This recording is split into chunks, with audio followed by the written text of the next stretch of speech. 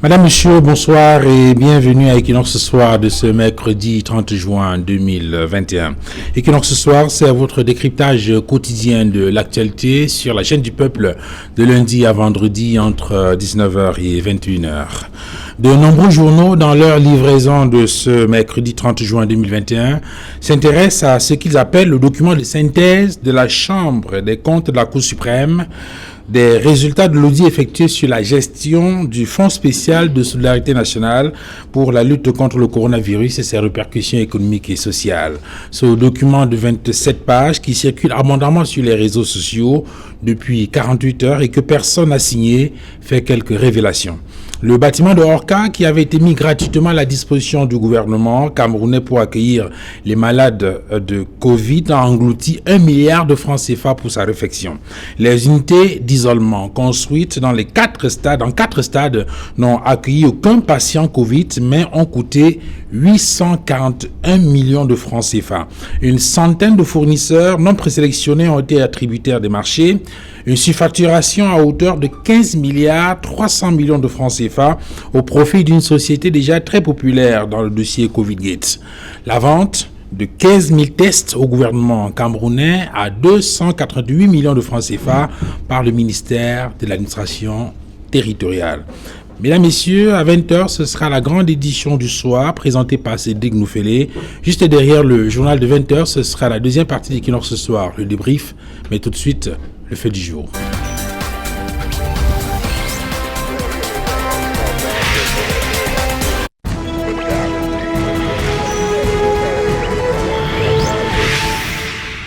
Rapport d'audit de la gestion des fonds Covid en circulation, quel intérêt, que retenir?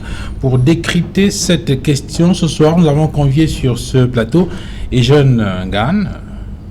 Bonsoir. Bonsoir, merci pour l'invitation que vous nous faites et l'honneur que vous faites au Mouvement pour la Renaissance du Cameroun de nous convier assez souvent pour les débats sur Equinox Soir.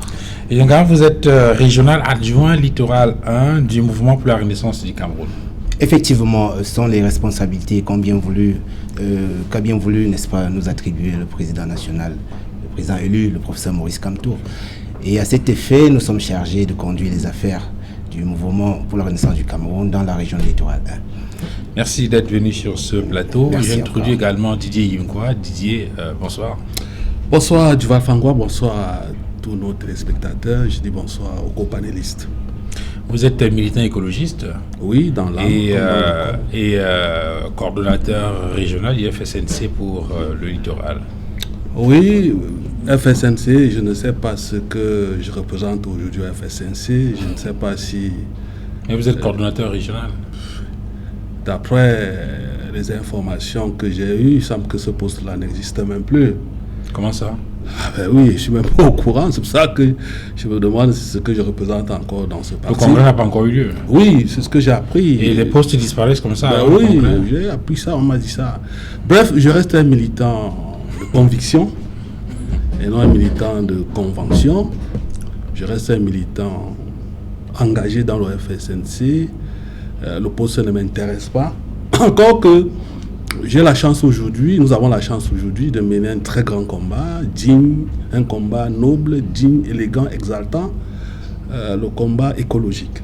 Et vous pouvez être rassurés, 2025 sera le tournant de la transition écologique et numérique. Et en ce moment, nous aurons notre mot à dire. Donc, je suis plus militant écologique que militant du FSNC. Mais je suis militant du FSNC. En tout cas, on attend de savoir exactement de quoi il en retourne parce que en tant que coordonnateur régional, vous aurez quand même dû entrer en contact, par exemple, avec les cadres de votre formation politique, entre autres le président national, oui, je crois le ministre que Tiroma, pour avoir plus de précision. Je pense que si je valais mieux qu'un tableau, on m'aurait quand même signifié par une correspondance. Bon, pour le moment, je pense à comme un militant de base, et puis j'attends. Bien. Maître Simon-Serge Kakak, bonsoir. Bonsoir Duval Fangwa, bonsoir à tous les co-panélistes et surtout bonsoir aux nombreux téléspectateurs de Equinox Télévision. Permettez-moi de saluer également tous les militants de l'Union de la population de Cameroun. Je rappelle évidemment que vous êtes avocat au barreau du Cameroun, certes, mais également militant UPCiste et surtout président de l'association Juristes d'Afrique pour la bonne gouvernance. Oui, c'est justement sous cette casquette que je suis venu ici, parce que j'estime que le sujet de ce jour rentre en droite ligne dans notre champ d'activité. Parce qu'en réalité, lorsqu'on parle de la gouvernance financière, lorsqu'on parle des missions de la Chambre des comptes, là nous sommes en plein dans les exigences de la bonne gouvernance financière. Merci Maître Simon-Serge Kakak d'avoir accepté de venir échanger avec nous ce mercredi sur le plateau d'Equinox ce soir. Fils Youth, bonsoir. Bonsoir M. Duval, bonsoir à l'ensemble des co-panélistes et à vos millions de téléspectateurs. Le RDPC, une fois de plus, est honoré de pouvoir donner son point de vue sur des questions de société et surtout sur les questions de transparence et de gouvernance. Donc nous, tout autour, au cours de cette émission, nous allons apporter notre point de vue. Merci. Vous êtes donc militant du RDPC, le Rassemblement démocratique du peuple camerounais, le parti au pouvoir.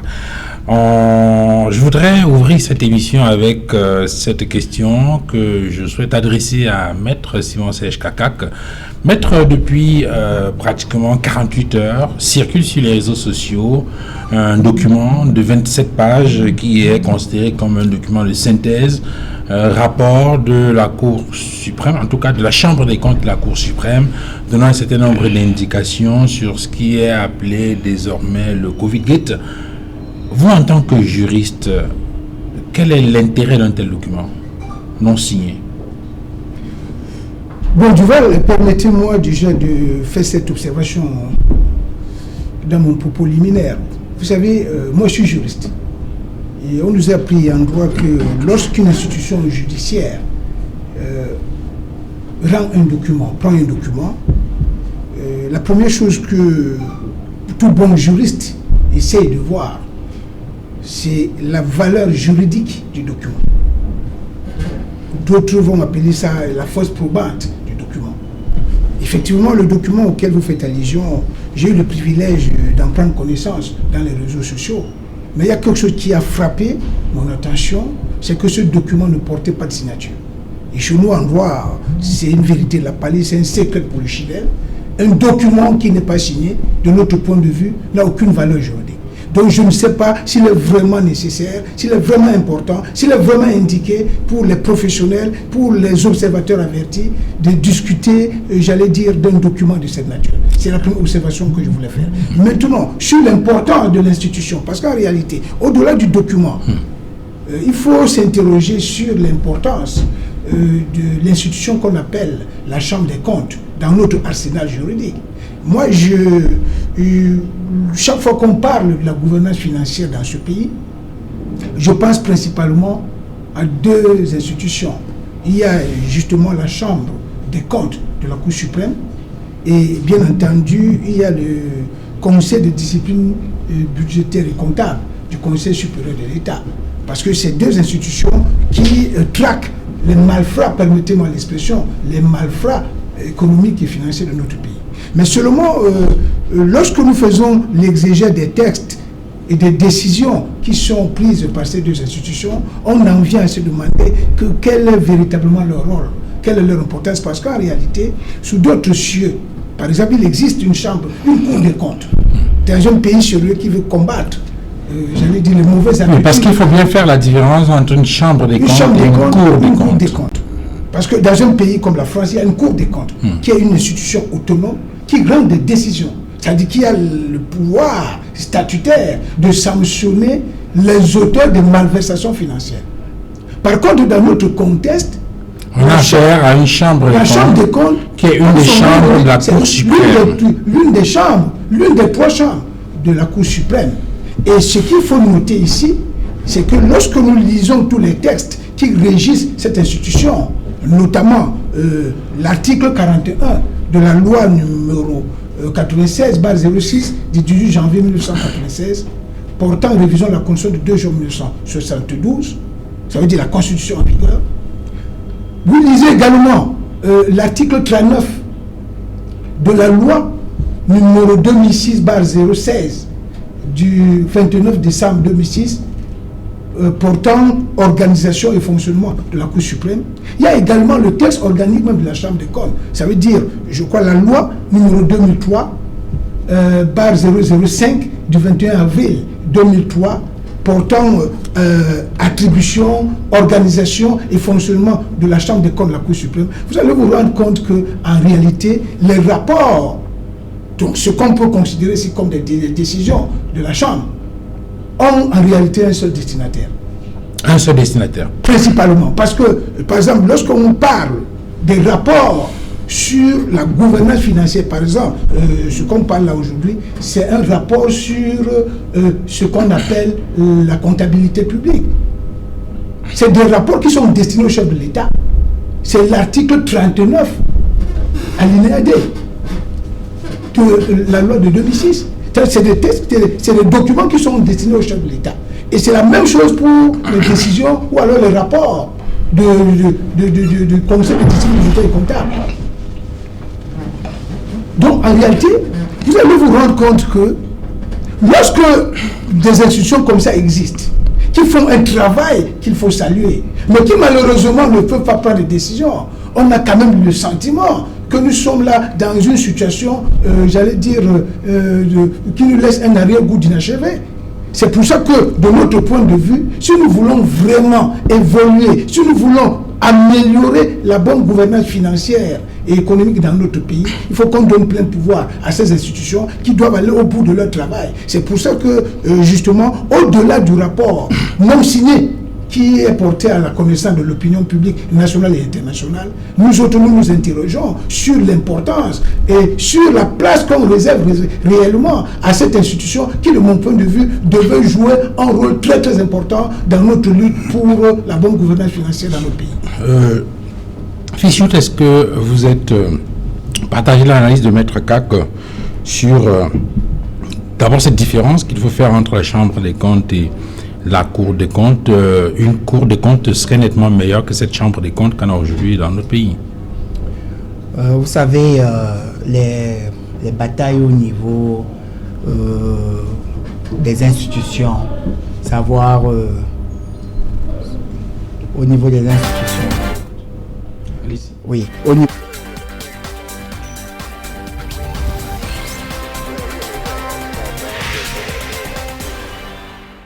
Sur la capacité à dire une cour ou bien une chambre, mais ça relève aussi sur le fonctionnement, la mise en œuvre également de l'ensemble des prérogatives de toutes ces institutions-là. Mais ici, nous nous félicitons d'abord du fait que le débat qui est public aujourd'hui, en ce qui concerne la transparence, la gouvernance, le suivi des actions et la gestion même des fonds publics de l'État, c'est également aussi une volonté du président de la République, son Excellence Paul Biya, qui, de par la loi de 2008, a permis à ce qu'on puisse rendre publique toute la gestion budgétaire. Donc ça, c'est un élément. Maintenant, je m'inscris également en faux parce que je pense quand même que nous étions en attente d'un dépôt du rapport de la Chambre des comptes ou à l'Assemblée nationale. Oui, il faut rappeler que la semaine dernière, il y a eu une note du secrétaire général de l'Assemblée nationale qui annonçait donc la présentation de ce rapport devant la représentation nationale le 25, okay. Puis la veille du jour J, il y a une autre note qui annonçait que cette activité n'aurait plus lieu. Okay. Et cela, ce qui a donné lieu à de nombreuses réactions et à de multiples interprétations, donnant le sentiment qu'il y avait quelque chose qui était en train d'être caché par rapport à ce rapport. Nous allons répondre sur deux aspects. Premier aspect, ça voudrait dire que l'Assemblée nationale était bel et bien le bon destinataire également, en dehors du président de la République dont il a évoqué. Sinon, on devrait nous dire que c'est le président de la République qui viendra expliquer ou bien exposer le dit rapport. Il n'en était pas question. Donc, c'est pour vous dire ici que... Donc, vous remettez en question l'analyse de Maître Kak qui parle de destinataire unique. Unique, voilà, parce qu'en réalité, les destinataires du rapport, c'est le président de la République, les présidents du Sénat et de l'Assemblée nationale. Ça, c'est un élément.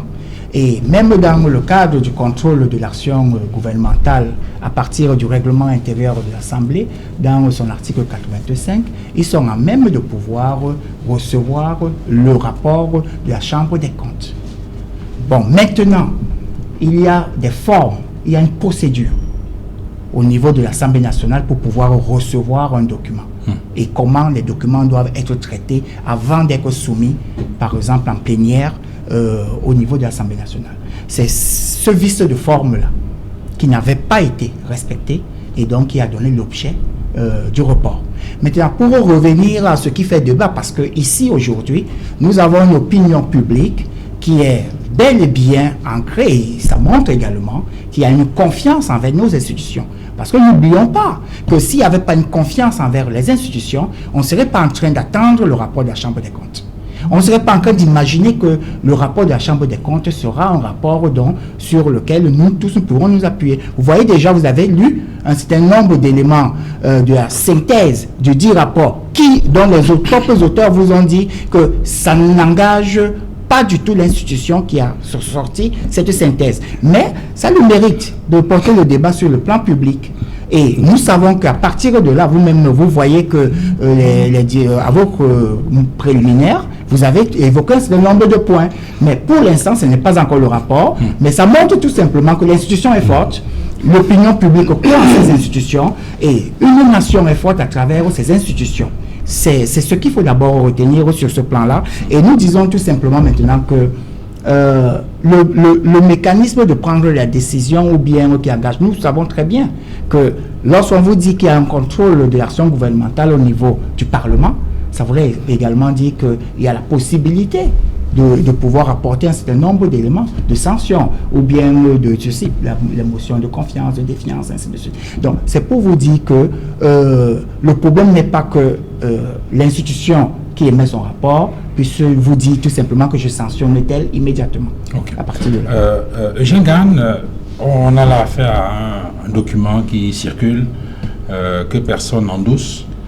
Cela fait penser à un autre document qui a circulé il y a quelques semaines, dans le même sens, qui était présenté comme un rapport d'étape et que jusqu'ici personne n'a démenti. Bien, Monsieur Duval, je ne sais pas si vous pouvez me permettre de faire très rapidement une digression avant de répondre à vos questions. Allez-y.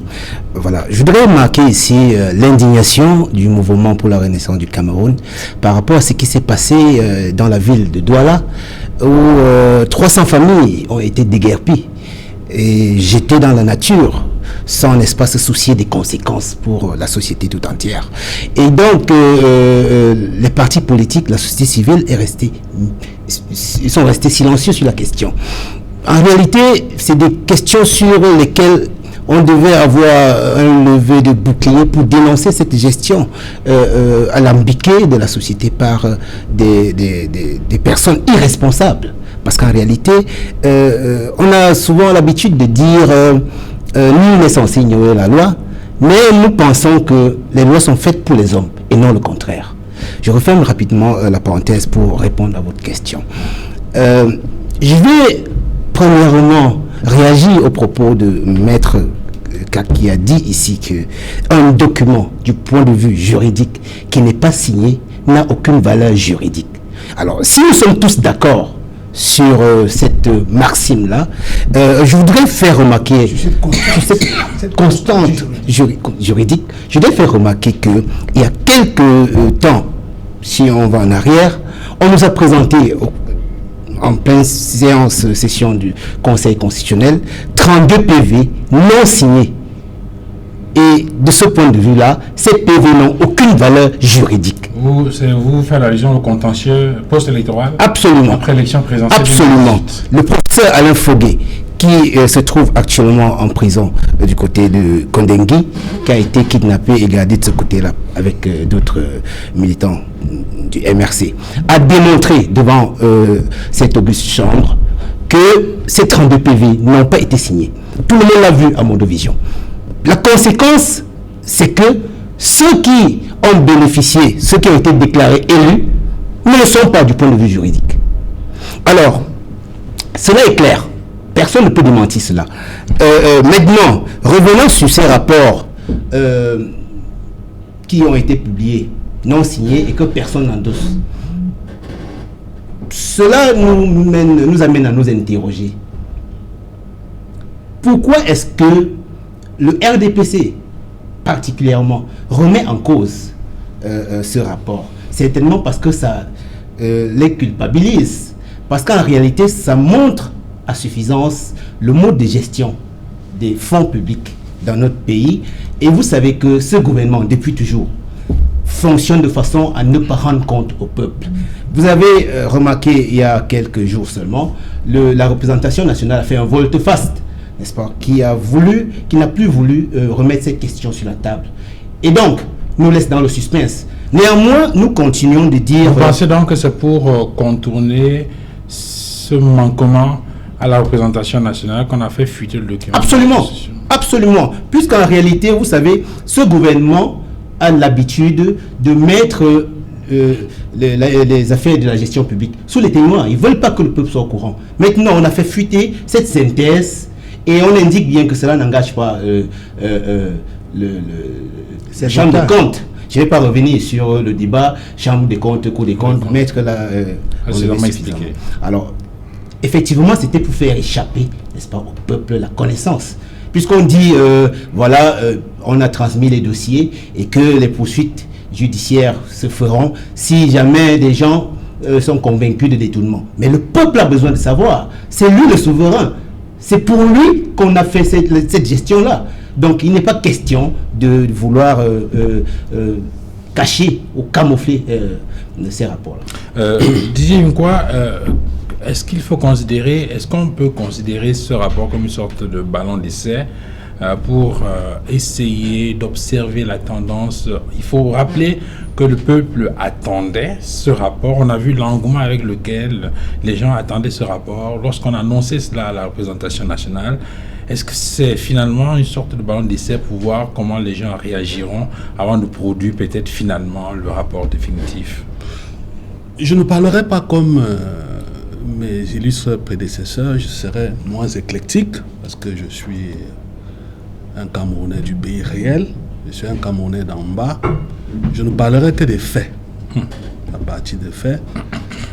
Ces documents qui sont balancés comme ça dans les médias réticulaires, dans les réseaux sociaux, témoignent à suffisance qu'il y a une bataille entre les clans, entre les fractions, entre les réseaux qui se tirent dessus sous fond de la bataille du pouvoir à la tête de l'État.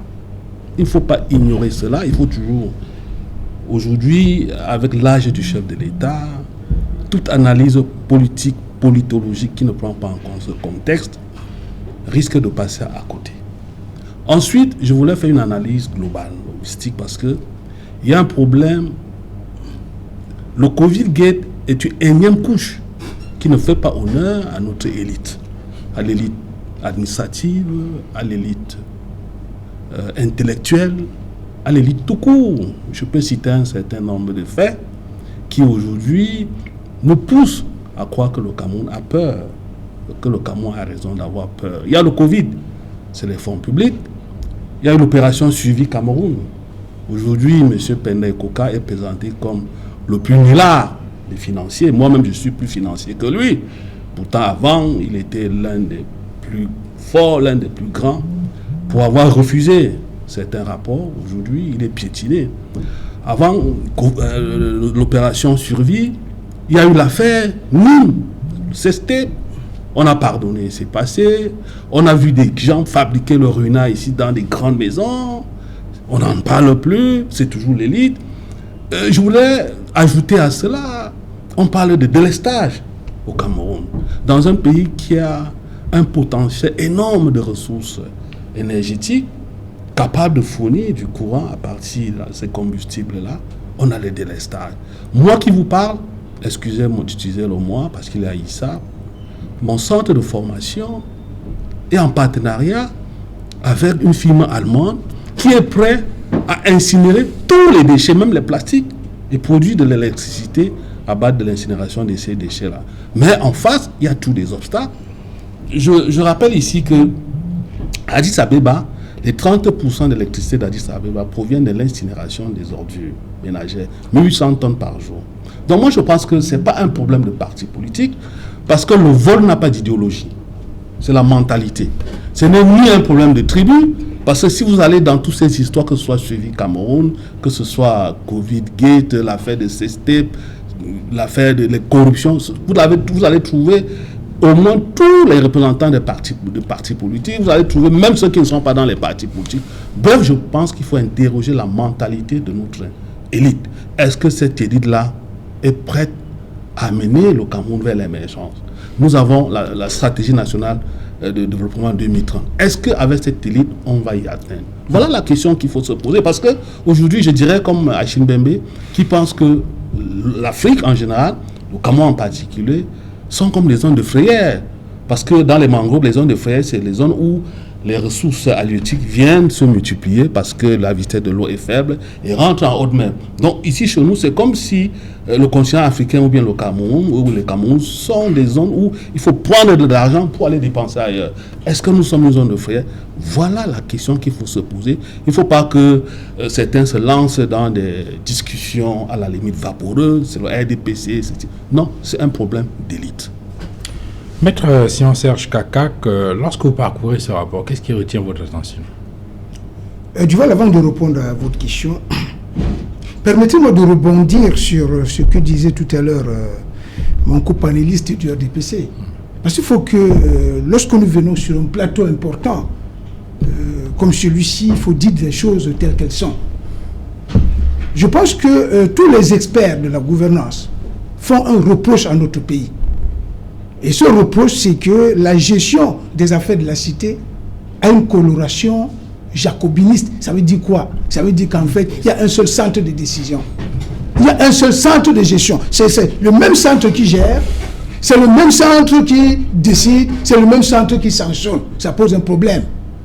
Nous savons très bien que l'une des gangrènes qui mine notre pays depuis belle lurette, c'est la corruption, c'est l'enrichissement illicite, c'est la malgouvernance. Et justement, le gouvernement lui-même a compris ce problème en saisissant le taureau par les cornes, en créant, permettez-moi de le dire ici, une kyrielle d'institutions chargées de lutter contre la malgouvernance. Dans ce pays, il y a la CONAC. Dans ce pays, il y a la NIF. Dans ce pays, il y a le Conseil budgétaire, le CONSUPÉ. Dans ce pays, il y a la Chambre des comptes. Mais curieusement, et aussi paradoxal que cela puisse paraître, ces institutions ne font pas le travail. Tout simplement parce que quand vous lisez les textes, s'il vous plaît, monsieur, lorsque vous lisez les textes organiques de toutes ces institutions, vous allez vous rendre compte que ces textes portent les germes de faiblesse de ces institutions. Parce qu'une institution qui ne peut pas prendre de décision, qui ne fait que des rapports, pour renvoyer encore à celui qui gère, à celui qui décide, à celui qui sanctionne, ça pose un problème. C'est pour ça que nous nous disons que, en fait, le problème aujourd'hui, c'est que la Chambre des comptes, qui est constituée des magistrats chevronnés, ça j'ai l'occasion de le dire ici, j'ai eu le privilège de connaître personnellement le président de la Chambre des comptes, le brillant magistrat Yap Abdou, c'est un monsieur brillant.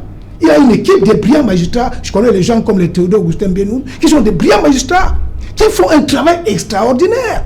Mais je peux vous dire la main sur le cœur, que le travail ne peut pas, j'allais dire, donner le résultat escompté. Parce que lorsqu'ils finissent de faire le travail, ils renvoient le dossier, je dis bien, au gestionnaire. Je vous dis, lisez vous-même la loi numéro 2006/016 du 29 décembre 2006 portant organisation et fonctionnement de la Cour suprême, article 39 alinéa D.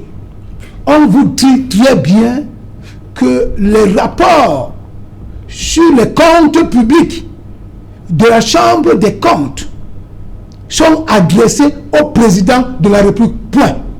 Les rapports qui sont adressés aux autres institutions, notamment l'Assemblée nationale et le Sénat, c'est le rapport sur le rapport global des activités qui n'ont rien à voir avec la gestion des comptes publics. Lisez bien le texte, vous allez le voir. Et c'est pour ça que justement, pour enclencher même des procédures en cette matière, la décision vient toujours de la présidence de la République. Il n'y a pas très longtemps. Les enquêtes qui sont aujourd'hui diligentées par les officiers de police judiciaire en service au tribunal criminel spécial ont été lancées sur la base des institutions de la présidence de la République. répercuté par le secrétaire général au ministre de la Justice. Cela n'est jamais venu du Sénat ni de l'Assemblée nationale. Encore que lorsque nous regardons ce qui se passe, j'ai le courage de le dire ici. Vous voyez nos députés dans une assemblée quasi monocolore, permettez-moi de le dire, monocolore, prendre une décision de faire engager des procédures judiciaires contre les décideurs du gouvernement, c'est pas possible. C'est pour dire ceci, pourquoi il faut qu'on soit sérieux. Nous disons que la Chambre des comptes a été une bonne initiative. Le président de la République a pris beaucoup de bonnes initiatives en créant toutes ces institutions qui jouent leur rôle, mais qui malheureusement présentent des signes d'inefficacité parce que la loi, les pouvoirs qui leur sont conférés ne leur permettent pas d'aller au bout de leur travail. S'ils finissent de faire le travail, renvoyer au décideur qui va apprécier, parce qu'en réalité, lorsque ces rapports sont adressés au chef d'État, il fait ce qu'on appelle l'opportunité, il apprécie l'opportunité. C'est lui qui décide, quand il veut, comme il veut. Ça, c'est pas possible. Et c'est pratiquement la même chose. C'est une parenthèse que je dis ici. C'est la même chose qui s'est passée, Duval. Permettez-moi de faire cette extrapolation, mais qui nous permet de mieux comprendre la situation. Lorsqu'il y a eu le grand débat national, le grand dialogue national, quel est le principal reproche qu'on a fait au grand dialogue? Le grand dialogue, si on voulait vraiment que ce grand dialogue aboutisse à des solutions concrètes, qu'est-ce qu'on aurait dû faire? Des résolutions. Les résolutions. On aurait dû permettre à ce grand dialogue national de prendre des résolutions exécutoires. Mais qu'est-ce qu'on a fait? On s'est limité aux recommandations. On recommande à qui? Au principal décideur qui apprécie quand il veut, comme il veut et où il veut. C'est ça le vrai problème. Nous disons, nous sommes là pour que ce pays se normalise. Le pays a beaucoup de richesses. Le pays ne doit pas souffrir, les Camerounais ne doivent plus souffrir. Mais pourquoi nous souffrons? Parce qu'il y a la malgouvernance. Est-ce que nous combattons suffisamment cette malgouvernance? Je n'en suis pas sûr. C'est ce que nous disons. Donnez les moyens à la Chambre des comptes de travailler. Vous allez voir quelque chose. Lisez très bien le texte qui régit la Chambre des comptes. Bien qu'elle soit une chambre de la haute juridiction, ça veut dire de la Cour suprême du Cameroun. Nulle part on vous dira que le rapport de la Chambre des comptes est destiné au premier président de la Cour suprême. Ça veut dire qu'on gère une situation, la Chambre des comptes travaille, on ne rend même pas compte du premier président de la Cour suprême, qui est le numéro 1 de la Cour suprême. Lorsque vous lisez, on va vous dire, il a adressé, certains rapports sont adressés directement au chef de l'État, en exclusivité. D'autres sont adressés au chef de l'État, au président du Sénat, au président de l'Assemblée nationale, point barre. Zéro message, zéro rapport adressé au président de la Cour suprême du Cameroun. C'est une aberration. C'est pour ça que nous disons que, Duval, sincèrement, vous me posez la question de savoir qu'est-ce que je retiens. Je ne sais même pas si je peux retenir quelque chose d'un rapport non signé. Parce que de mon point de vue, comme je l'ai dit dans mon propos liminaire, de mon point de vue, ce rapport n'a aucune valeur juridique. Donc, je ne peux même pas perdre le temps d'aller lire ce qui a été dit. Et on voit bien que nous attendons. On voit bien que vous restez dans votre posture d'avocat. Les juristes disent que lorsque la forme ne tient pas, il n'y a pas de débat sur le fond. Non, on peut bien comprendre votre raisonnement là-dessus, Maître Kak. Fils Youth, sur le sujet, il y a quand même... C'est vrai que sur la forme, il y a des reproches qu'on peut faire à ce document qui circule sur les réseaux sociaux. Mais en même temps, on ne peut pas faire comme si ce document ne donne aucune information ou ne retient pas l'attention de qui que ce soit. Il y a quand même des choses qui sont considérées, vous disiez parler des faits. Il y a quand même un certain nombre de choses qui sont avérées lorsqu'on parcourt ce rapport. On dit par exemple qu'il y a des unités d'isolement qui ont été construites dans 4 stades qui n'ont accueilli aucun patient Covid. Là, au moins, on a vu, c'est un fait. Alors, mais sauf qu'on apprend que cela a coûté 841 millions de francs CFA. Oui. Pour nous prendre cet exemple-là. Oui, mais c'est pas difficile à pouvoir étayer l'opinion. N'oublions pas. Rentrons véritablement en plein cœur de la période de ce qu'on appelle la première vague Covid-19. Après la mise en place des mesures barrières, 17 mars.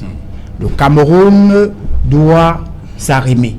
Le Cameroun doit mettre sur pied toutes les institutions et tous les éléments étatiques pour pouvoir faire face à la maladie. On ne disait pas que non, c'est quand on a 1000 cas ou 2000 cas qu'on va commencer à chercher à les soigner. Donc, il fallait mettre sur pied toutes les structures. Nous nous félicitons du fait que les structures ont existé et ont permis à ce que le Cameroun a eu la résilience par rapport aux chiffres que nous connaissons, qui sont peut-être même moins réduisants parce que nous avons quand même perdu des concitoyens. Mais en regardant le taux de morbidité et le taux de létalité et même le nombre de cas d'infection, il y a de quoi quand même se féliciter que l'ensemble des mesures édictées par le gouvernement sous instruction du président de la République ont fonctionné. La preuve, tous ces éléments-là nous ont permis de pouvoir nous en sortir. Maintenant, on en dirait de même pour ce qui concerne je pensais que le bâtiment Orca, parce qu'on dit qu'il y a un bâtiment de Orca qui a été mis gratuitement à la disposition du gouvernement camerounais, mais que pour la réfection... Pardon ? Le document ne dit pas que c'est gratuit. Le document ne dit pas que c'est gratuit. D'après la lettre qui a été faite par le propriétaire d'Orca au gouvernement, il a mis à la disposition, mais il ne précise pas les thèmes de l'accord. Ok, mais sauf qu'on dit que la réfection a coûté 1 milliard. 1 milliard pour la réfection. Non, vous voyez, une fois de plus, nous ne devions même pas nous perdre beaucoup de temps à chercher à comprendre et analyser ce rapport de synthèse. Parce qu'en réalité, dans le cadre d'un vrai rapport, on va vous dire, voir annexe, document temps et preuve temps de la pièce qui démontre l'accusation ou bien qui démontre cette affaire qui vient d'être dit. Ici, dans le cadre de la synthèse, vous n'avez rien du tout.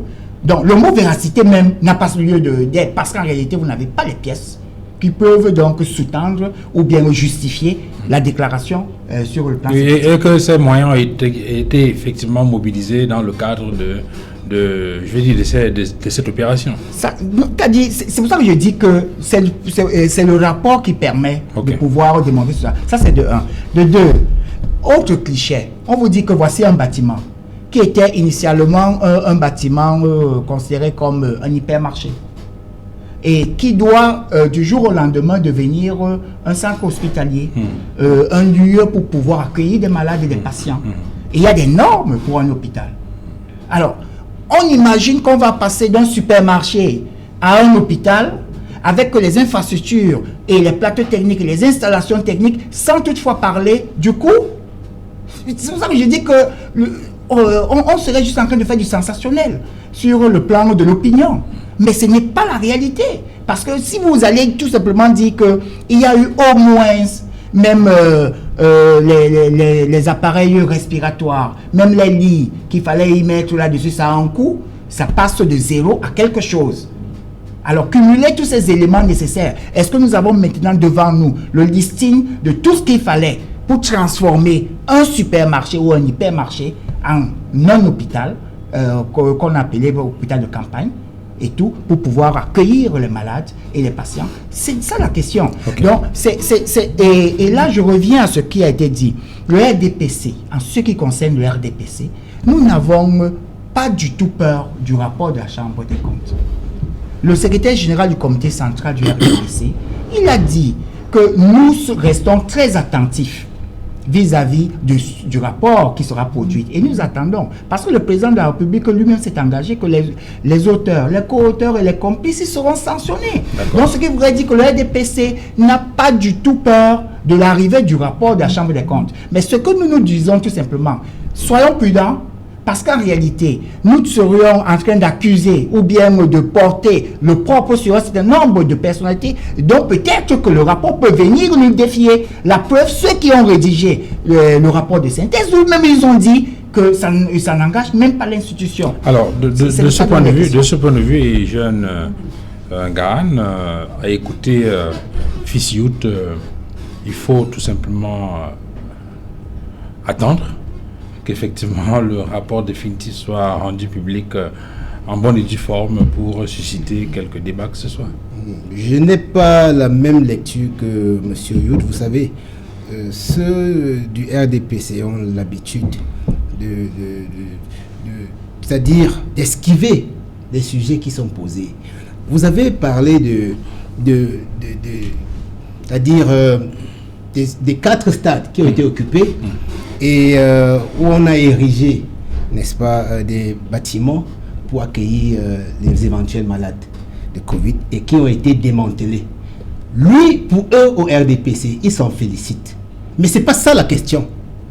La question, c'est comment vous, membres du gouvernement, vous savez bien que vous avez programmé, n'est-ce pas, une compétition à telle date. Vous, membres du gouvernement, prenez la responsabilité d'aller sur des stades que vous allez utiliser quelques temps après pour ériger et dépenser 841 millions. C'est ça le problème de cohérence. L'action gouvernementale. Il y a eu des annulations de compétition. S'il vous plaît. Au cours de la période. S'il vous plaît. Donc on pouvait également annuler tout. Pour quelle raison donc avez-vous démantelé, s'il vous plaît, qui était au cœur et qui était essentiel. C'était la vie d'abord. Est-ce que vous pouvez me C'était suivre? la vie qui était essentielle. Écoutez-moi. Voilà. Pour quelle raison donc avez-vous démantelé ces installations, si tant il est vrai que ces compétitions ont été annulées? Ça, c'est d'un. Et je vais rappeler, j'espère que vous n'avez pas perdu le fil de votre raisonnement, qu'à un moment donné, on a eu comme une sorte de ping-pong entre le ministre des Sports et le ministre de la Santé au sujet justement de l'occupation. Absolument. Cela pose le problème de l'action, de la cohésion de l'action gouvernementale. C'est là toute la question. Comment vous pouvez, au sein d'un gouvernement, entretenir cette cacophonie et dépenser l'argent du contribuable, 841 millions, qui seront quelques jours après démantelés, pour les installations qui sont quelques jours après démantelées? Vous ne pouvez pas vous en réjouir et vous dire simplement qu'on s'en félicite. Non, vous ne pouvez pas vous moquer de la population de cette sorte-là. Maintenant, revenons sur le bâtiment Orca. Vous avez vu qu'il a également esquivé la question de fond. La question n'est pas l'équipement qui a coûté un peu plus d'1 milliard. La question, c'est tout ce qui a entouré le contrat entre le propriétaire de cet établissement et le gouvernement.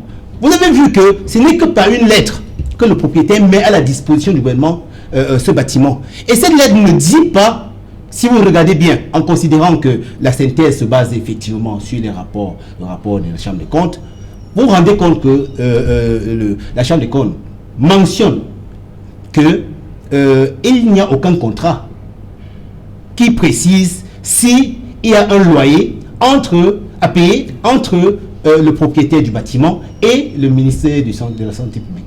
Je veux dire le gouvernement. Donc, ça pose des problèmes. Et quand on vient en aval analyser, on se rend compte que le propriétaire de ce bâtiment, à travers deux structures, a gagné des marchés. On a l'impression que c'est une sorte de compensation. Et puis, cette mise à disposition du gouvernement de ces locaux-là ne précise pas la durée de l'exploitation. Ce qui veut dire que si on vient demain à nous demander de démanteler cela, ce serait de l'argent perdu.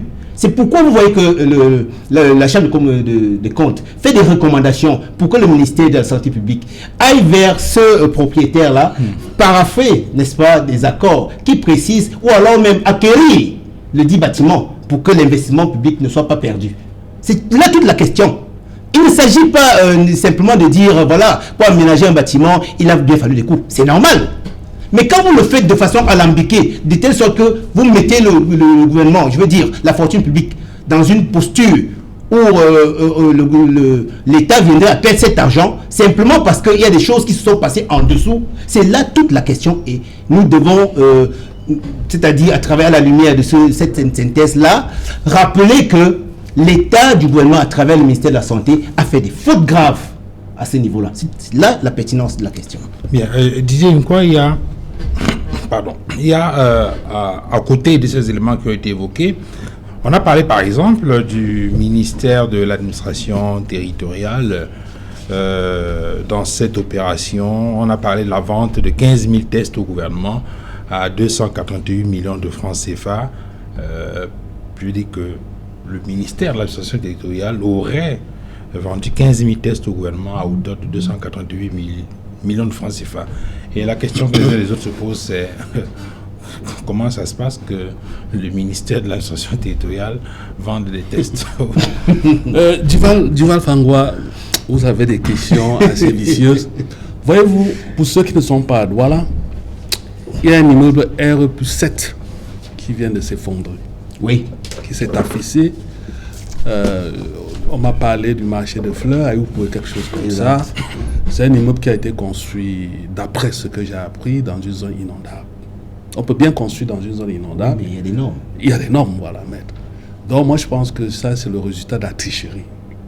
Soit le maître d'œuvre a triché, soit le maître d'ouvrage a triché, soit les deux ont triché. Donc nous qui sommes les défenseurs de la République, des institutions, nous ne pouvons pas accepter que le Cameroun s'effondre comme ce bâtiment. Nous ne pouvons pas accepter cela. Tout à l'heure, mon camarade et mon ami, même s'il est du MSC, il reste mon ami, il reste mon frère. Il a parlé du gouvernement. Je suis indexé en tant que FSNC. Je voudrais lui rappeler que le FSNC a accepté soutenir le président Biya, son idéologie, rigueur, moralisation, démocratie, intégration nationale, c'est une idéologie. Ben, si en cours de route, les gens ont des idées de voler, de corrompre, de faire du clientélisme, du népotisme, leur modèle de fonctionnement, de management, ce n'est pas notre problème. Ce n'est pas notre problème. Nous soutenons un projet de société qui est détaillé dans le Liban communautaire. Voilà notre position. Donc nous ne pouvons pas soutenir les voleurs et nous disons que les magistrats fassent leur travail. Il va de leur noblesse, il va de la dignité de leur art. Mais Maître Cap semble indiquer qu'ils n'ont pas les coups de franche. Non, moi je pense que si le chef de l'État est le déclencheur de cette opération, cela va sans dire que les magistrats, nous les Camerounais d'en bas, il y a même pas de notre espoir. Pourquoi il devrait être déclenché? C'est là toute la question. Je vous en prie, mon frère. Notre espoir, notre espérance réside entre les mains de ces magistrats. Tout à l'heure, j'ai parlé de l'élite qui est malade. Ce n'est pas toute l'élite. Il y a une élite comprador. Quand vous passez en revue ce document, vous comprenez pourquoi le Cameroun a peur. Pourquoi le Cameroun a raison d'avoir peur. On parle des milliards. On parle des entreprises qui n'ont jamais fait un chiffre d'affaires de 1000 francs, qui se retrouvent dans les 700 millions. Voilà. Du Vafangwa, lorsqu'on n'a pas faim, lorsqu'on n'a pas un problème de logement, lorsqu'on n'a pas un problème de santé, et qu'on détourne 1 milliard, c'est pour faire la guerre. Le trésor de guerre. Il faut dire ça. Ça, c'est des criminels. Pour le moment, ils bénéficient peut-être de la présomption d'innocence. Je parle sous le contrôle de Maître Kaka. Je peux me tromper, je ne suis pas un juriste. Pour le moment, tous, que ce soit les donneurs d'ordre, les fournisseurs, tous doivent passer devant le TCS. Nous les regardons, ceux qui sont morts les regardent outre-tombe. Ça ne peut pas passer comme une lettre à la poste, comme ça la fiable. C'est beaucoup d'argent. Je dis, lorsqu'on n'a pas faim, on détourne ces gens, ces sommes colossales qui donnent du tournis, qui donnent des vertiges, des milliards, des 700 millions, 1 milliard.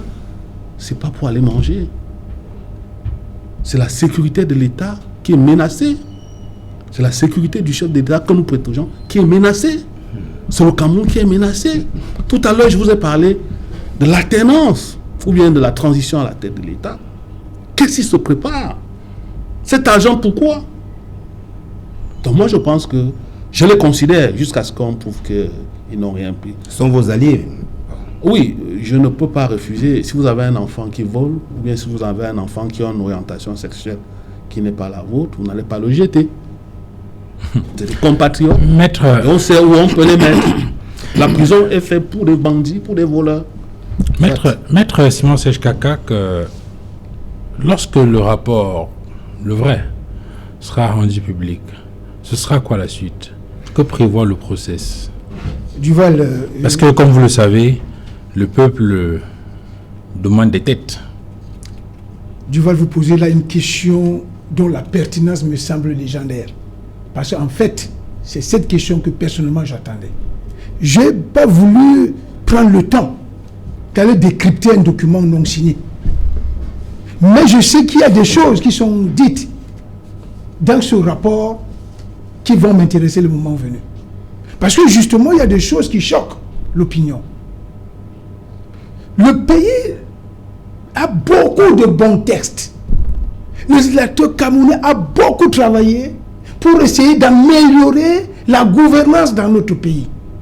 Lorsque vous regardez par exemple le secteur de marché public, il y a beaucoup de tests qui régissent. On a mis en place des procédures. Mais vous vous rendez compte que lorsque des situations comme la gestion de la pandémie arrivent, lorsque les situations comme la gestion de l'organisation de la CAN arrivent, aucune procédure prévue par la loi n'est respectée. Et lorsque vous lisez ces rapports, ça ressort. Où vous avez l'impression qu'aucune procédure n'a été respectée. On dit par exemple qu'il y a une centaine de fournisseurs non présélectionnés qui ont été attribués à des marchés. Voilà. Des gens qui gagnent des marchés de milliards sans passer par les appels publics. Non, c'est pas possible. La loi a tout prévu. L'appel d'offres, c'est la procédure. Il y a des commissions de passation de marchés qui existent dans tous les ministères. Mais vous allez vous rendre compte qu'on fait des trucs. Mais ces commissions ne sont pas associées. Mais quand on a quand même entendu des personnes expliquer qu'on était dans des situations d'urgence. Oui, mais écoutez, c'est l'homme qui crée il fallait l'urgence. faire face. C'est l'homme qui crée l'urgence. Il y a des La situations. pandémie n'était pas une catastrophe où Non. on devait être en situation de procédure d'urgence. Mais écoutez, dans ce genre de situation. À un moment donné, dans ce pays, on nous disait on n'a pas assez de tests, on n'a pas assez de masques, on n'a pas ceci. Oui. Et en tout cas, il fallait On va agir recruter les gens au tout de quartier. suite. Alors, ce qui voudrait dire que il y a eu l'usage de la procédure d'urgence. Ok. Voilà. Vous, nous, au Cameroun, il n'y a que les procédures d'urgence. Même dans le cas de la CAN, comme Et nous a puis, attribué justement, en 2014, il y a eu où une était procédure d'urgence. l'urgence dans les gré à gré de 3 000 milliards à la casse du siècle? Où vous avez entendu 3 000 milliards. C'est dans quel rapport? Vous avez un rapport? C'est vous qui avez acheté des Non, sacs vous de avez ciment la- ici. Là, vous m'avez interrompu. Allez-y, maître. C'est moi qui avais la parole. Allez-y, je vous en prie. Je dis, il y a des choses qui sont dites dans ce rapport qui vont nous intéresser. Moi, je sais que le vrai rapport va arriver. Parce qu'il y a des professionnels de ce côté qui sont en train de nous préparer le vrai rapport. Ça, c'est une chose. Et je sais que les enquêtes préliminaires qui sont diligentées en ce moment du côté des OPG de TCS vont aussi nous donner le résultat. Parce que nous attendons des procès. Parce qu'il y a des gens qui doivent rendre compte à la République. Parce que c'est de ça qu'il est question. Le pays est devenu, j'allais dire, une pompe Afrique où les gens, sans respecter la loi, ils font n'importe quoi. C'est pas sérieux. Moi, je dis, il faut qu'on reste dans la normalité. Ce qui va se passer du Val, c'est que, pour répondre à votre question, nous attendons que le vrai rapport soit publié. Et peut-être, il y a des situations qui vont amener les vrais juristes maintenant à prendre le contrôle de la situation pour voir de quel côté se trouve la vérité. Messieurs, on va s'arrêter là, malheureusement, pour cette première partie. Ils sont tenus par les impératifs du temps. Tout de suite, on y va pour la réclame. Et juste derrière, la grande édition du soir, le journal de 20h, présenté par Cédric Noufélé. Juste derrière le journal, ce sera la deuxième partie d'Equinox ce soir, le débrief avec nos invités sur le plateau.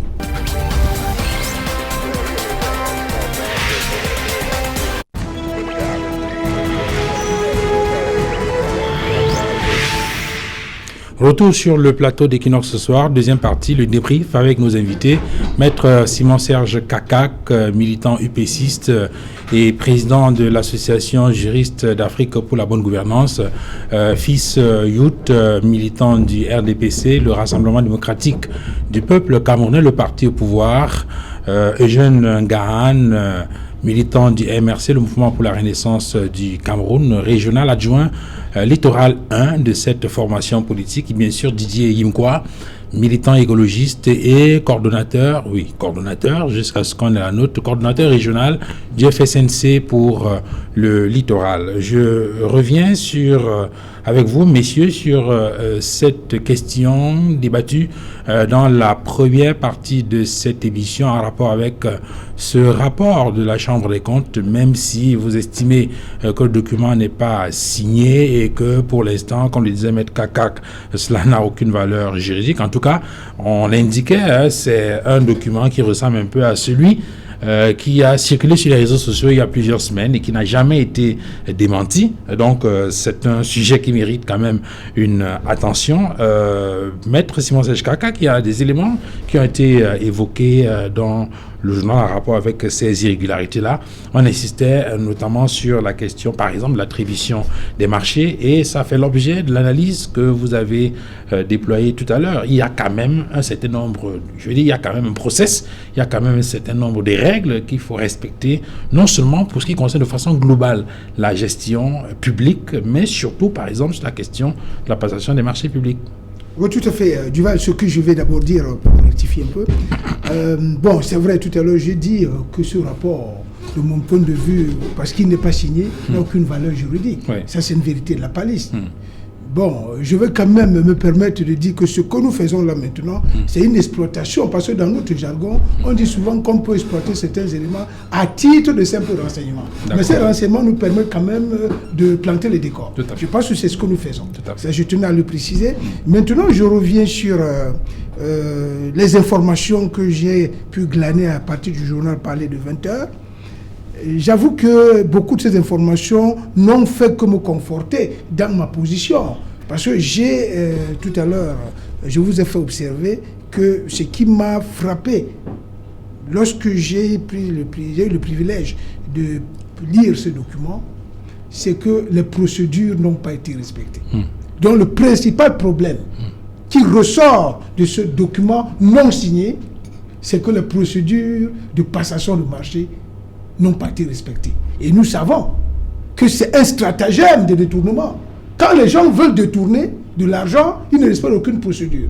C'est pour ça que tout à l'heure, je vous ai dit que nous autres, nous attendons la publication du vrai rapport pour tirer les conséquences. Mais ce qui est sûr, vous-même, vous avez vu ce qui a été développé là au journal, tout le monde voit que les procédures n'ont pas été respectées. C'était les marchés spéciaux. Généralement, quand les gens veulent passer, comment dirais-je, quand les gens veulent poser les actes illicites, ils aiment tous les raccourcis, les marchés spéciaux. C'est un très bon stratagème. Mais vous avez en face des gens qui estiment que la situation d'urgence imposait que cela se passe de façon spéciale. Non, vous savez, Duval, peut-être ils ont changé, c'est un problème de sémantique. Ils sont passés de situation, ils appelaient ça, procédure d'urgence à procédure spéciale. Parce qu'en fait, le problème est le suivant. Lors des marchés de la canne, on a toujours parlé des fameuses procédures d'urgence, alors que les gens avaient largement le temps de respecter les procédures normales. Maintenant, on va vous dire que oui, le Covid est arrivé, il fallait trouver une solution tout de suite, il fallait passer par des marchés spéciaux. Je suis d'accord. Mais sauf que là également, ils devaient quand même prendre le temps de regarder le profil des bénéficiaires de ces marchés. Mais malheureusement, on a eu l'impression que ceux qui ont bénéficié de ces marchés, c'est des amis qu'on est allé chercher au quartier, qui n'avaient jamais, j'allais dire, soumissionné à un quelconque marché. Non, au-delà même de la soumission, qui n'avaient même pas d'expérience et d'expertise dans le domaine. Tout s'est passé comme si c'est des amis qu'on cherchait au quartier et à qui on donnait les marchés. Donc, en fait, c'est de ça qu'il est question. Mais pour le moment, n'allons pas vite en besogne. Je pense que les professionnels, les fins limiers, les OPJ du tribunal criminel spécial, qui sont des grands professionnels de l'enquête, sont à pied d'œuvre. Je pense que d'ici à là, on aura le résultat. Donc pour moi, ce rapport nous donne déjà les prémices de ce qui va arriver. Bon, mais pour le moment, n'allons pas vite en besogne, laissons les choses aller d'elles-mêmes, laissons les professionnels faire le travail. Jean-Claude Fils-Wood, la suite, ça va être quoi? Tout à l'heure, il y a un panéliste qui indiquait, je crois que c'était jeune, qu'au RDPC, ça crée des frissons, il y a comme un mouvement de panique, puisque la plupart des personnes qui seraient impliquées dans cette affaire sont des camarades du RDPC. Nous sommes le parti au pouvoir. Et nous sommes au pouvoir et nous remercions le peuple camerounais d'avoir renouvelé sa confiance au président de la République au soutien du 7 octobre 2018. Avec des PV non signés.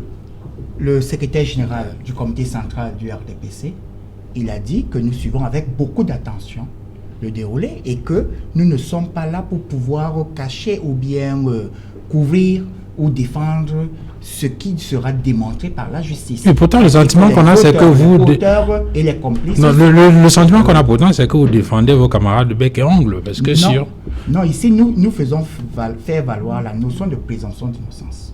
et que nous mettons pas tout de suite, ne mettons pas la charrue avant les bœufs. Nous disons tout simplement que tant que la justice n'a pas encore prononcer une décision ou bien apporter des éléments de preuve sur ce nombre de choses, la notion de présomption d'innocence doit être la règle, le principe.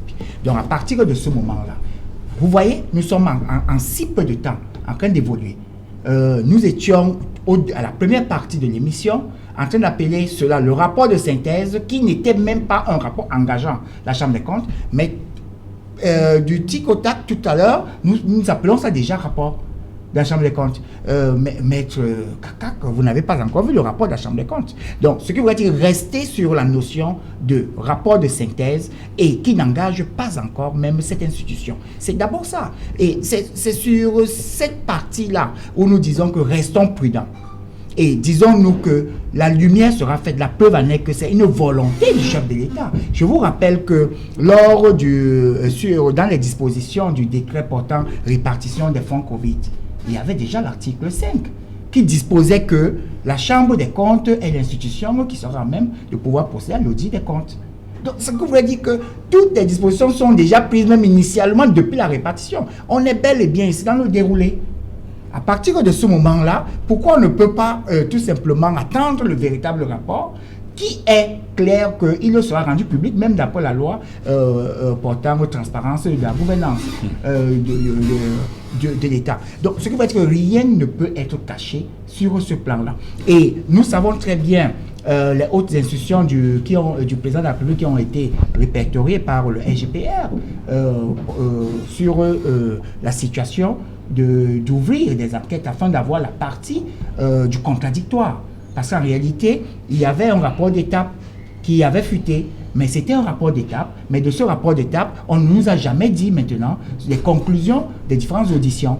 Parce que tel que la justice est organisée, c'est qu'il y a la défense et l'accusation. Et là, sur ce plan-là, nous devions toujours nous en tenir sur le fait qu'il y a eu maintenant possibilité aux différents membres du gouvernement d'apporter leur position, leurs éléments de preuve contraire. Mais quand on parle de contradiction, ce n'est pas encore l'instruction. Par rapport... Ce n'est pas encore l'instruction. Non, c'est-à-dire qu'il y a d'abord eu des auditions. Ils ont été audités.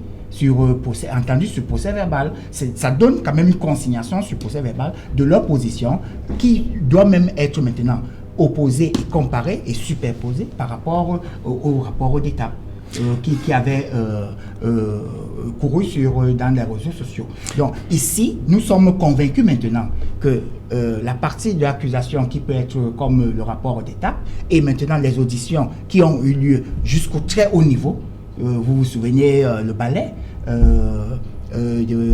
des auditions au niveau du tribunal criminel spécial. Donc, attendons tout simplement maintenant ce rapport et nous pourrons analyser. Mais tout le monde bénéficie de la notion de présomption d'innocence. Est-ce que vous croyez que ce rapport reviendra, Jeune Gaal? Bien. Puisqu'on a entendu certains cadres du RDPC sur des plateaux indiquer que en raison de la délicatesse du sujet et pour la raison d'État, il est fort probable qu'on n'ait pas d'informations précises sur ce rapport de gestion des fonds Covid. Très bien. J'ai indiqué déjà ici le volte-face qu'a opéré la représentation nationale, qui avait inscrit à l'ordre du jour, n'est-ce pas, l'examen de ces questions et qui, pour des raisons qu'on ne connaît pas, a dû retirer cela. À ma lecture, quand je m'interroge, c'est parce que elle aurait constaté l'ampleur, n'est-ce pas, des dégâts. Elle aurait constaté certainement du fait du concubinage incestueux que je vais indiquer entre les parlementaires et le gouvernement et leur implication dans ce Covid-Gate. Voyez-vous, parce qu'il ne faut pas ignorer que, il faut le rappeler, le nom de quelques parlementaires avait circulé comme étant des personnes qui ont pris part, n'est-ce pas, dans ces marchés-là. Ceci dit, quand nous jetons un regard rétrospectif, nous nous rendons compte que ce gouvernement, comme l'a indiqué le président Maurice Kamto dans une de ses récentes sorties, ce gouvernement par mépris pour le peuple, et dans leur condescendance qu'on leur connaît, n'a jamais daigné rendre compte au souverain qu'est le peuple. Quand on regarde ce qui s'est passé avec la Can Gate, je fais allusion à la canne qui avait glissé, selon leur expression, rien n'a été fait comme étude, comme enquête autour de cette question-là. Je voudrais préciser pour rappeler ici que... Est-ce que vous croyez qu'il est opportun que des enquêtes soient faites, que les responsabilités soient établies maintenant sur cette affaire de Cannes, alors que le Cameroun est en train de se préparer à recevoir la compétition? Est-ce que cela n'est pas inopportun? En tout temps, lorsqu'un franc, n'est-ce pas, du contribuable est engagé, il doit avoir un contrôle. Et lorsque des responsabilités sont établies, qu'il y a eu des fautes de gestion ou bien des détournements, la justice doit se mettre en branle. C'est ça une démocratie. Oui, mais en fait, je voulais juste apporter une parenthèse. Oui, maître.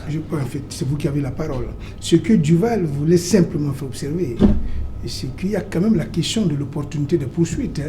Par exemple, que nous attendons l'organisation de la compétition, pendant que nous attendons la tenue de la compétition. Et bon, du point de vue quand même de beaucoup d'observateurs, il n'est pas opportun qu'on engage des procédures maintenant, mais ça peut arriver après la compétition. Oui, ce que je voulais faire remarquer. Parce que justement, en matière pénale, il y a le principe de... Je comprends bien, maître, mais ce n'est pas ce que j'indiquais. Je voudrais faire remarquer simplement que depuis cette affaire de Cannes avorté, rien n'a été fait dans ce sens, apporter la lumière tout au moins autour de la question. Je le dis pourquoi. C'était pour indiquer que cette question de Covid-Gate est mise sur la table parce que le FMI l'a exigé. Vous comprenez bien, ce n'est pas de la volonté du gouvernement de faire la lumière sur la gestion des fonds publics. C'est exactement parce qu'il y a une entité étrangère au Cameroun qui a, n'est-ce pas, des pouvoirs sur l'État du Cameroun, qui a formulé cette exigence, et qu'aujourd'hui on a ce qu'on a concernant le Covid.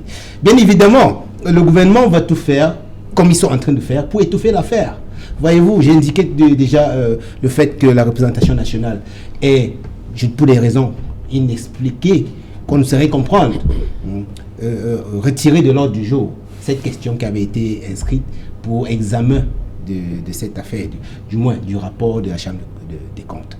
Pour nous, nous sommes confiants, nous attendons, nous pensons que la justice, parce que on l'a indiqué, les magistrats de cette auguste chambre, c'est des brillants magistrats, ils ne se laisseront pas manipuler, et que le rapport final sera transmis à la justice pour que des personnes qui seraient convaincues de malversation soient punies conformément à la loi, comme a indiqué le président Maurice Kamto dans sa dernière sortie.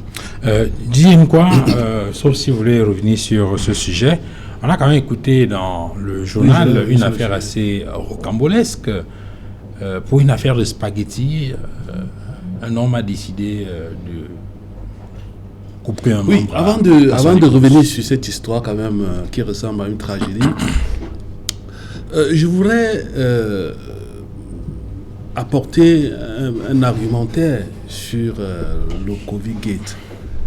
Vous savez, Duval, le système politique actuel qui a une coloration néocoloniale, une petite coloration, ça fait 60 ans quand même, néocoloniale, a engendré des niches de bourgeoisie.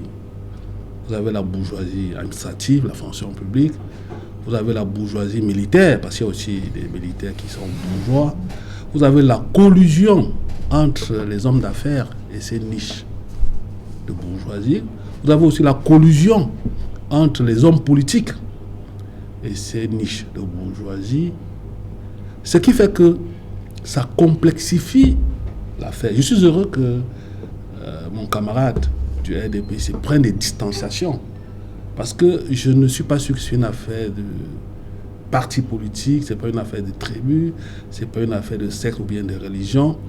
Vous voyez que ces connexions-là, vous y trouvez tous les représentants des communautés dans cette connexion, qui est une connexion mafieuse. Moi, je pense que ils se tiennent parce qu'ils se connaissent. L'équilibre, la terreur, comme on a vu avec cette affaire de ces steppes qui est en train de finir, là, c'est en train de disparaître, alors qu'ailleurs, ces prédateurs sexuels seraient aujourd'hui soit à Nebel, soit à Kondengui, parce que c'est une histoire des réseaux, l'équilibre, la terreur, ils se tiennent, l'affaire est en train de partir comme ça. Là. Et il faut bien que ça finisse un jour. Mais l'affaire de Covid-Gate, moi je pense qu'il faudrait que les magistrats qui ont entre leurs mains aujourd'hui notre espoir, notre espérance, ne lâchent pas cette histoire. Et je suis heureux que ce soit le président de la République qui ait déclenché cette enquête. Parce que c'est trop. Parce qu'il va, je répète, soit de la dignité humaine et surtout de la sécurité de l'État. Parce que lorsqu'on vole des milliards, c'est pas pour aller manger, c'est pas pour aller s'acheter des grands vêtements comme ce que j'ai sur moi, cette tenue d'apparat. C'est vrai que ça coûte un peu cher. Félicitations. Mais ça ne coûte pas 1 milliard de francs. C'est pour entretenir des gangs. Mais nous n'en sommes pas si éloignés quand même. Voilà. Ça ne coûte pas 1 milliard, ça fait pas 500 millions. Bon, je reviens donc sur cette histoire de cette jeune fille qui a perdu un pied. Faut-il interroger la société? Mais je pense que c'est un crime prémédité. Parce que lorsque vous écoutez cette jeune fille, elle nous a raconté qu'elle partait, revenait. Donc Non, en fait, l'histoire de Spaghetti n'a qu'un prétexte. Oui, donc le monsieur a coupé le pied, parce que c'est ce pied-là qui l'aidait à partir et revenir. Sans être peut-être féministe, moi je pense que c'est vraiment une tragédie humaine. Ça fait mal. Je n'ai pas pu regarder quand même les images, mais je suis heureux qu'elle soit vivante, qu'elle soit en vie et qu'elle va pouvoir se surpasser l'acte et accepter de vivre avec un seul pied. Mais ce monsieur-là, moi j'aurais souhaité que lui aussi qu'il ait un pied coupé. Parce qu'il faut faire attention. Vous êtes à la loi du talion, là. Parce qu'il faut faire attention. Chez les musulmans, lorsque vous volez, on vous coupe. Ils ont la loi de charia. Ce qui vous a servi. Coupé parce que vous avez volé avec la main, il faut qu'on coupe cette main-là. Parce que ce monsieur, je ne sais pas s'il a fumé avant de faire ce qu'il a fait là. Lorsqu'il va aller faire 20 ans, je ne serais pas surpris que Maître Kakar soit son défenseur demain. Il est introuvable pour l'instant. Ah, on ne l'a pas encore arrêté. Mais on va l'arrêter. Donc il doit être puni à la hauteur de son crime. Parce que ça, c'est un crime. Alors, avant de revenir à Claude, quelle est votre analyse de ce fait? Cette histoire quand même assez C'est une tragédie, hein, il faut le dire. C'est véritablement une tragédie. Et il faut jeter un regard, n'est-ce pas, global sur l'état des lieux de notre société. Il faut s'interroger. Comment est-ce qu'il y a une certaine multiplicité des cas pareils dans la société de nos jours? Alors, on a envie de se demander comment en est-on arrivé là pour que il y a une sorte d'ensauvagement de la vie sociale, pour que on égorge une personne par là, et qu'aujourd'hui c'est une dame qui se voit amputée de sa jambe pour une question banale de spaghetti. Véritablement, il faut aller plus loin pour comprendre un peu même la psychologie des Camerounais actuellement. Parce que pour qu'un homme vienne à poser un pareil acte, il faut interroger sa psychologie. Il faut comprendre ce qui est ambiant, parce qu'il y a une ambiance globale qui amène les Camerounais à commettre de pareils actes. Et cela a un lien direct avec le délitement, n'est-ce pas, de la vie sociale. Parce que pour qu'un homme se comporte comme un animal, il faudrait bien qu'il y ait une dégradation de son mode de vie.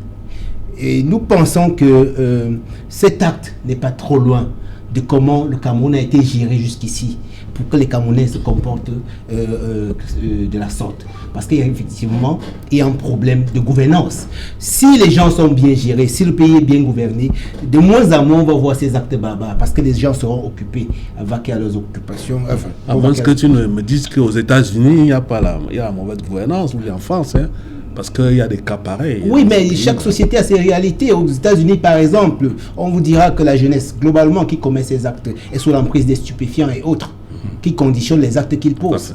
Voyez-vous. Alors, fils Youth, il y a, au-delà de cet acte qu'on a regardé, de cette affaire qu'on a écoutée dans le journal, qu'on a regardé dans le journal de 20 heures, il y a comme une sorte de violence généralisée. On parle là d'un cas de violence physique, mais on sait que dans nos villes, notamment dans les grandes villes, il y a une recrudescence de la violence verbale même.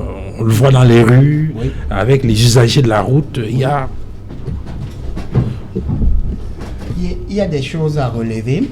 Et déjà, lorsqu'on est face à une victime, parce que cette dame qui se voit amputée d'un membre et qui va vivre le reste de ses jours étant déjà en situation d'handicap, il y a de quoi quand même dire que quelle qu'en soit la faute, est-ce que cette faute-là mérite être punie peut-être pendant 20 ans, 30 ans, 40 ans, parce que même certaines peines, la condamnation à perpétuité sont parfois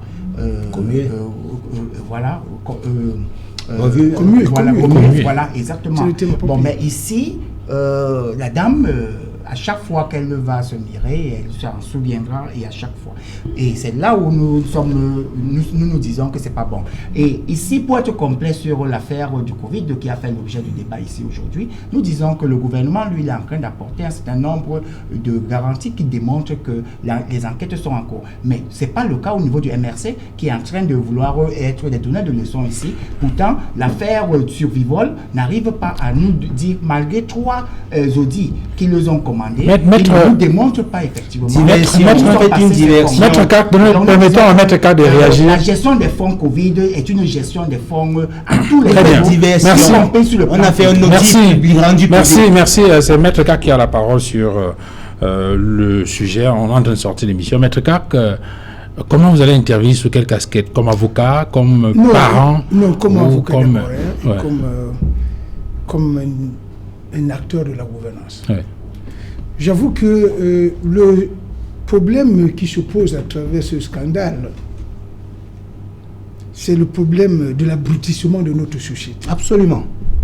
Et j'ai l'impression que tous les ingrédients sont réunis dans les centres de formation, c'est-à-dire ces centres qui sont chargés d'inculquer une certaine éducation à nos enfants pour que nous en arrivons là.